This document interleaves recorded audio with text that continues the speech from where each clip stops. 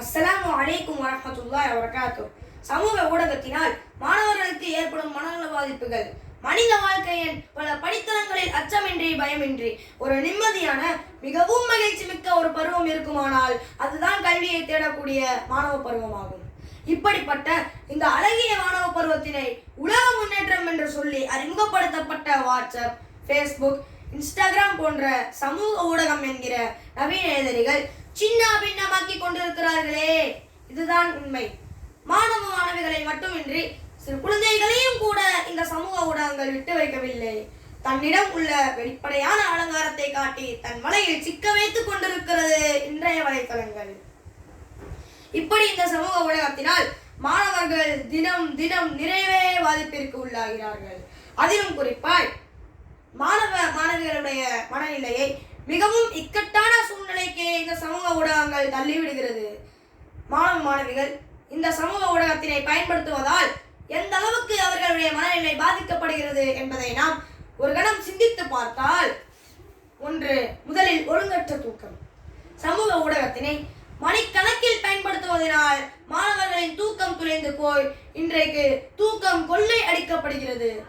60% நோய்கள் வர முக்கிய காரணமே தூக்கமின்மையேதான். எனவே சரியான தூக்கமின்றி மாணவர்கள் இன்றைக்கு பல நோய்களுக்கும் ஆளாக்கப்படுகிறார்கள். 2, உடல் நடுக்கம். இன்றைக்கு மாணவர்கள் சமூக ஊடகங்களை பயன்படுத்துவதற்காக போனை கைகளில் பிடித்து வேறு எந்த ஒரு சிறு பொருளையும் கூட இயல்பாக பிடிக்க முடியாத அளவுக்கு அவர்களுடைய கைகளும் கால்களும் நடுங்கக்கூடிய காட்சி நம்மை ஆச்சரியத்தில் உரைய வைக்கிறது. 3, அடிமைத்தனம் ஆக்குகிறது. சோசியல் மீடியா ஓர் அடிமைத்தனம். மாணவர்களுக்கு அது மிக உகந்ததே கிடையாது. ஏனெனில் இது அவர்களை படிப்பிலிருந்து திசை திருப்புவதோடு மட்டுமல்லாமல் மனச்சோர்வையும் பதட்டத்தையுமே தருகிறது.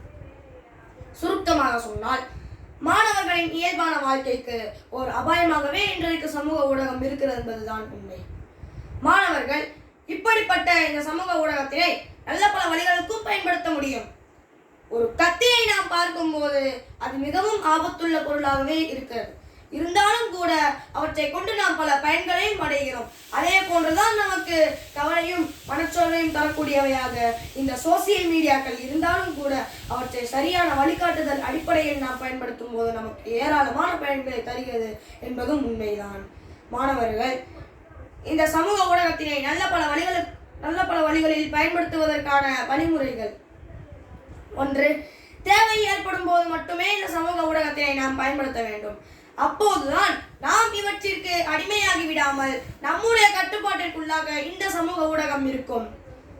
2, ஒவ்வொரு முறையும் இந்த சமூக ஊடகத்தினை நாம் பயன்படுத்தும் போது முன்னதாகவே ஒரு குறிப்பிட்ட நேரத்தை நிர்ணயித்து விட்ட பின்பு நாம் பயன்படுத்தும் போது நம்முடைய நேரம் வீணடிக்கப்படாமல் பயனுள்ளதாகவே கழியும்.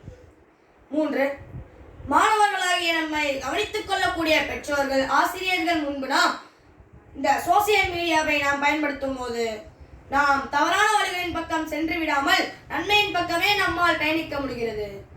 எனவே மேற்கண்ட இந்த அழகிய வழிகாட்டுதலின் அடிப்படையில் நமக்கும் நம்மை சுற்றி உள்ளவர்களுக்கும் நன்மையே தரக்கூடிய வழியில் நாம் இந்த சமூக ஊடகத்தை பயன்படுத்துவோமாக என்று நாம் உறுதி கொள்வோமாக.